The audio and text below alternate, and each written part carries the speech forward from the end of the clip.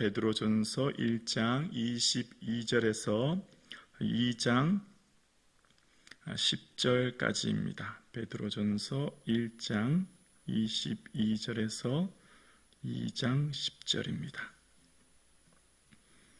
우리 조금 긴 본문이지만 함께 고백드리겠습니다. 신약성경 378면입니다. 하나님의 말씀입니다. 함께 고백드리겠습니다. 너희는 그를 죽은 자 가운데서 22절이군요. 22절입니다. 너희가 진리를 순종함으로 너희 영혼을 깨끗하게 하여 거짓 없이 형제를 사랑하기에 이르렀으니 마음으로 뜨겁게 서로 사랑하라. 너희가 거듭난 것은 썩어질 씨로 된 것이 아니요 썩지 아니할 씨로 된 것이니 살아있고 항상 있는 하나님의 말씀으로 되었느니라. 그러므로 모든 육체는 풀과 같고 그의 모든 영광은 풀의 꽃과 같으니 풀은 마르고 꽃은 떨어지되 오직 주의 말씀은 세세토록 있도다 하였으니 너희에게 전한 복음이 곧 이 말씀이니라. 그러므로 모든 악독과 모든 기만과 외식과 시기와 모든 비방하는 말을 버리고 갓난 아기들 같이 순전하고 신령한 젖을 사모하라. 이는 그로 말미암아 너희로 구원에 이르도록 자라게 하려 함이라. 너희가 주의 인자하심을 맛보았으면 그리하라. 사람에게는 버림바 되었으나 하나님께는 택하심을 입은 보배로운 산돌이신 예수께 나아가 너희도 산돌같이 신령한 집으로 세워지고 예수 그리스도로 말미암아 하나님이 기쁘시게 받을 신령한 제사를 드릴 거룩한 제사장이 될지니라. 성경에 기록되었으되 보라 내가 택한 보배로운 모퉁이 돌을 시온에 두노니 그를 믿는 자는 부끄러움을 당하지 아니하리라 하였으니 그러므로 믿는 너희에게는 보배이나 믿지 아니하는 자에게는 건축자들이 버린 그 돌이 모퉁이의 머릿돌이 되고 또한 부딪히는 돌과 걸려 넘어지게 하는 바위가 되었다 하였느니라. 그들이 말씀을 순종하지 아니함으로 넘어지나니 이는 그들이 이렇게 정하신 것이라.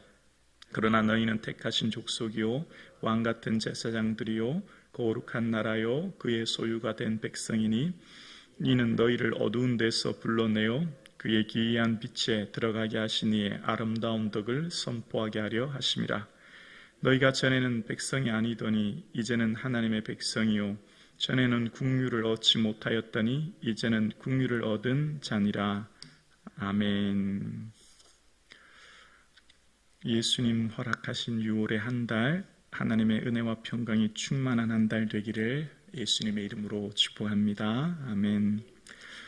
교회 공동체 안에서 성도들은 어떻게 살아야 하는지, 교회 공동체를 어떻게 만들어야 나가야 하는지, 외부의 박해와 시련, 어려움이 많은 이 시대, 이 편지를 받는 당시, 베드로의 편지를 받는 당시 지금의 트르키예 지역에 있는 교회 공동체 많은 사람들에게 베드로가 편지하면서 이야기합니다. 여러분 거짓 없이 형제 사랑에게 이르십시오. 마음으로 뜨겁게 사랑하십시오. 이제 오늘 본문에 그렇게 얘기합니다.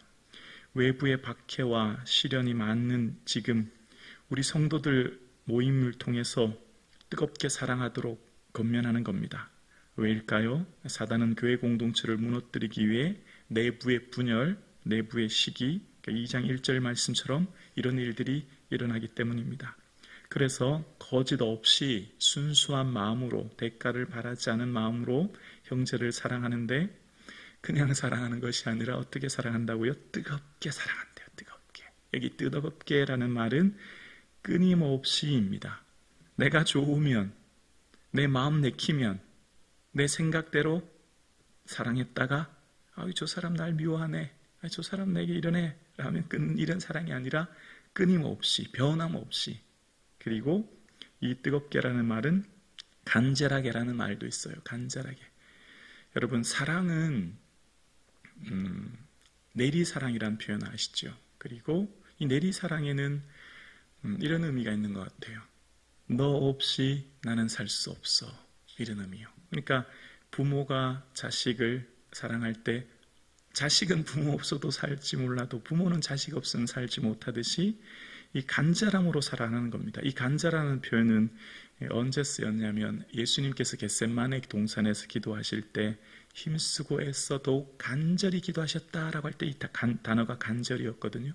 우리의 사랑이 간절해야 된다는 겁니다. 나는 너 없이는 살 수 없다. 너가 내 삶의 전부다. 이 마음으로 사랑하라는 겁니다. 사실 우리는 우리의 삶에 누구 없으면 살 수 없다. 이거는 이 가족 공동체 외에는 이루어질 수 없잖아요. 부모 자식이라든지 형제 자매 같은 가족 공동체와 이런 절박함 간절함이 있지만 남은 사실 별로 상관이 없잖아요. 타인은 있으나 마나인데. 그런데 베드로가 오늘 권면하기를 교회 공동체는 이런 마음에 이런 사랑이 있어야 된다는 겁니다. 뜨거운 사랑, 간절한 사랑, 대가를 바라지 않은 순수한 사랑으로 뜨겁게 사랑하라는 겁니다. 이게 사실 불가능할 수 있어요. 우리가 어떻게 누군가를 변함없이 그 사람이 내게 어떤 태도와 상관없이 뜨겁게 사랑할 수 있습니까? 거의 불가능하지 않을까요? 그런데 뜨겁게 사랑하래요. 그리고 서로 그렇게 하라는 겁니다. 어떻게 이렇게 가능할까요? 우리의 삶은 거듭난 자인데 우리의 거듭남은 썩어질 시가 아닌 썩지 아니할 시, 하나님 말씀으로 된 백성이기 때문이다 라고 이야기하는 거예요. 여기 씨라고 하는 것은 남성의 정자를 은유적으로 표현하는데 썩어질 시인 아버지로부터 태어난 존재가 아닌 하나님의 말씀으로부터 태어난, 말씀으로부터 거듭난 존재이고, 그래서 이 말씀은 어떤 말씀이냐면 살아있는 말씀이요 영원히 변치 않은 말씀임을 오늘 본문이 이야기하는 겁니다. 우리의 인생이 말씀으로 거듭난 존재요 말씀 안에 새로워졌기 때문에 쉬 사라지고 낡고 썩고 병들고 사라지는 그런 존재가 아니라 말씀으로 거듭난 우리의 존재는 하나님 나라에서 주와 함께 영원히 거하게 될 줄로 믿습니다. 우린 그런 존재인 거죠. 그러니까 세상 사람들처럼 이 땅 잠시 잠깐 살다 사라질 존재가 아니라 영원한 하나님 나라에 거할 존재로 그 말씀으로부터 거듭난 우리의 삶은 이 땅의 모든 육체, 우리는 다 육체를 입고 있잖아요. 근데 육체들 모든 것들은 풀처럼 들의 꽃처럼 다 사라져 버리지만 말씀은 영원하다라고 하는 표현 속에서 우리는 말씀으로 거듭난 우리의 존재는 영원한 하나님 나라에 이르게 된다라고 이야기하는 거죠. 그래서 우리의 삶은 하나님의 사랑 안에 뜨겁게 사랑해야 된다는 거예요. 왜 베드로는 지금 이런 얘기를 하고 있을까요? 지금 이 편지를 받는 교회 공동체가 너무 힘들어요. 왜죠? 거대한 로마 제국은 영원할 것 같아요. 철옹성과 같은 로마 제국은요 너무나 크고 강대해서 초대교회 성도들이 어떻게 할 수가 없어요. 그 박해와 시련 속에 너무나 자신들은 나약하고 우리는 이렇게 하다 쉽게 우리의 생명이 끝나버리는 너무나 연약한 우리의 삶을 살아가고 있거든요. 그런데 베드로가 편지합니다. 여러분 걱정하지 마세요. 여러분 비록 저 거대한 로마는 철옹성과 같고 영원할 것 같지만 그렇지 않아요. 불과 같이 곧 사라집니다. 들의 꽃과 같이 저 영원한 로마 제국도 사라질 겁니다. 여러분의 인생이 영원합니다. 말씀으로 거듭난 여러분 삶이 말씀 의지하고 살아가는 여러분의 삶 속에 말씀 통해 여러분은 영원한 하나님 나라에 이르게 됩니다. 라고 하면서 격려하고 있는 거예요. 어떻습니까? 오늘 이 말씀을 통해 우리에게 말씀하시죠. 우리가 예수 믿고 신앙생활한 우리의 삶이 때로는 좀 사람들이 볼 때 좀 초라해 보일 수도 있어요. 예수 믿으면 좀 뭐든지 잘 되고 세상 사람들이 볼 때 남부러워하는 인생이 되어야 하는데 그렇지 못할 때가 있음을 봅니다. 그러나 우리의 삶은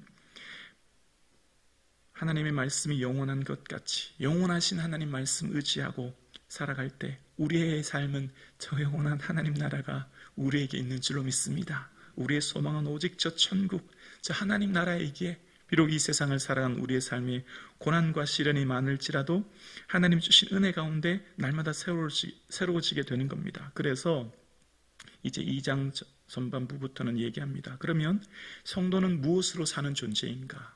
성도의 존재, 성도의 힘, 성도는 무엇으로부터 존재하고 무엇으로부터 힘을 얻고 무엇으로부터 능력을 얻게 되는가? 이 세상에 많은 사람들 악독, 악이, 기만이라고 하는 건 거짓말이죠. 외식이라고 하는 것은 위선입니다. 시기하고 나누고 위선적인 이 세상살이 가운데 우리는 어떻게 살아야 되나? 2장 2절 한번 보실까요? 2장 2절입니다. 함께 고백합니다. 갓난 아기들 같이 순전하고 신령한 젖을 사모하라. 이는 그로 말미암아 너희로 구원에 이르도록 자라게 하려 함이라. 아멘. 성도는 무엇으로 사는가에 대한 해답이 여기 있습니다. 많은 사람들은 삶의 힘을 물질, 재물, 또한 사람들의 인정, 여러 가지 많은 것들로 생각하지만 오늘 성경은 우리에게 말합니다. 거듭난 백성인 우리, 말씀으로부터 새롭게 거듭난 우리는 우리의 존재의 힘과 능력이 말씀이라는 거예요. 여기 말씀을 어떻게 표현하고 있죠? 신령한 젖. 갓난 아기가 엄마 품에서 한 끼라도 잠시라도 젖을 먹지 않으면 살아갈 수 없는 아이가 갓난 아기 아닙니까? 성도를 그런 아기로 비유하면서 우리가 이처럼 나약한 갓난 아기들이 할 수 있는 것은 아무것도 없어요. 오직 어머니의 돌봄 그리고 아이가 자라날 수 있는 것은 딱 한 가지밖에 없죠. 어머니의 젖을 통해서만 자라날 수 있는 것처럼 성도가 자라나고 성도가 힘을 얻고 성도의 삶의 능력이 되는 것은 곧 말씀을 얘기하고 있는 겁니다. 끊임없이 말씀을 사모하고 말씀을 먹을 때 우리의 신앙이 자라나게 된다는 거죠. 어떻게 자라난다고요? 구원에 이르도록 자라난다는 겁니다. 신앙생활의 성장은 어디서부터 오죠? 말씀을 끊임없이 먹는 겁니다. 그러니까 신앙생활의 삶이 시간이 흐르면 흐를수록 삶의 모습이 점점점 성장하고 나아가는 데는 하나님 말씀이 가장 큰 힘과 능력이 되는 겁니다.